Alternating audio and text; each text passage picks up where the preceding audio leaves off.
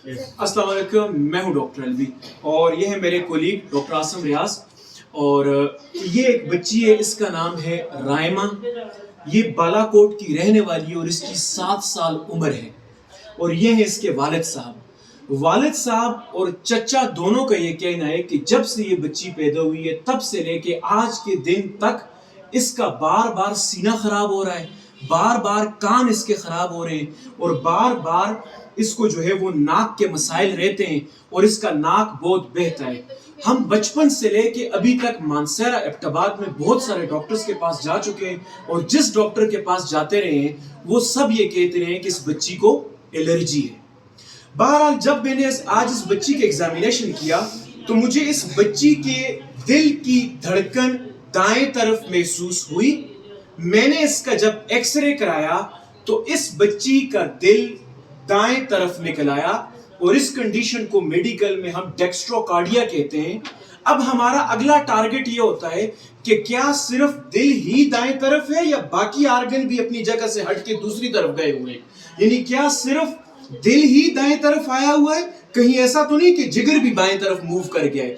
अगर तो ऐसा है तो फिर इस कंडीशन का नाम बन जाएगा कार्टिगनर सिंड्रोम, जिसको प्राइमरी सिलियरी डिस्काइनेसिया भी कहते हैं। इस बीमारी के अंदर आगे चल के और भी बहुत सारे मसाइल होते हैं, उन पे फिर किसी वक्त बात करेंगे। लेकिन कहने का मकसद ये है कि जितने भी हेल्थ प्रोफेशनल इस वक्त हमें देख रहे हैं, सुन रहे हैं, उन सबसे गुजारिश है कि जब भी आपके पास कोई बच्चा बार बार रेस्पिरेटरी इन्फेक्शंस के साथ आए, देखिए ये लाजमी नहीं है कि जहां हमें कुछ समझ ना जाए तो एलर्जी के ज़िम्मे इल्जाम लगा दें कि जी एलर्जी है।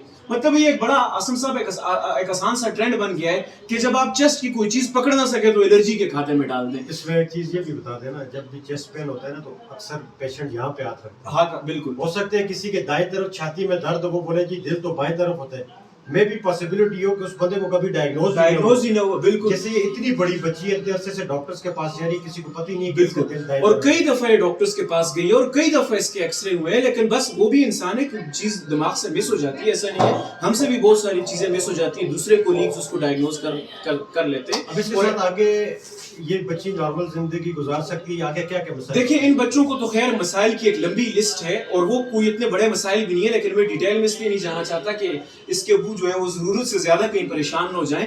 लेकिन एक दो मसाइल ऐसे हैं कि जो कि फिर इनकी शादी से रिलेटेड होते हैं, उनके बारे में मैंने इनको वालिद को आगाह कर दिया है। तो इंशाल्लाह ताला वक्तन फवक्तन इसको हम देखते भी रहेंगे, जो जो चीजें जरूरी होंगी वो भी हम करते रहेंगे। बहरहाल बात बताने का मकसद ये है कि जब भी बच्चा रिस्पिरेटरी इन्फेक्शंस के साथ बार बार आए तो बराए मेहरबानी उसका एक दफा दिल लाजमी चेक कर लिया करें, ऑस्कल्टेट कर लिया करें। बाज़ औक़ात बच्चों के दिल की सुराख बार बार बच्चों को चेस्ट के इन्फेक्शंस कर रहे होते हैं। चेस्ट इन्फेक्शंस होने की एक बहुत लंबी लिस्ट है, लेकिन आज मैं सिर्फ दिल की वजूहात को टारगेट कर रहा हूं। तो दिल में सुराख हो तो बच्चों को बार बार चेस्ट इन्फेक्शन हो सकते हैं। और दूसरा डेक्स्ट्रोकार्डिया में फिर ये होता है कि बच्चों का बार बार नाक बहता रहता है। नाक क्यों बहता है, दिल क्यों दाएं तरफ होता है, जिगर क्यों बाएं तरफ होता है, ये तमाम बातें मैं फिर अगली एक वीडियो में इंशाल्लाह ताला एक्सप्लेन करूंगा। तो वालिद से 2 मिनट बात करते हैं। हजरत तुसी उनको मुतमईन होयो, खुश होयो कि तुसी बच्ची दी जड़ी है ते वो बीमारी हाथा विच आ गई है, बस मसला हाथा विच आ गया तो इंशाल्लाह ताला इलाज में ठीक हो गया। इसमें परेशान नहीं होना चाहिए, मतलब ठीक होना चाहिए। तो बताने का मकसद ये था कि दिल दाएं तरफ भी हो सकता है। Thank you.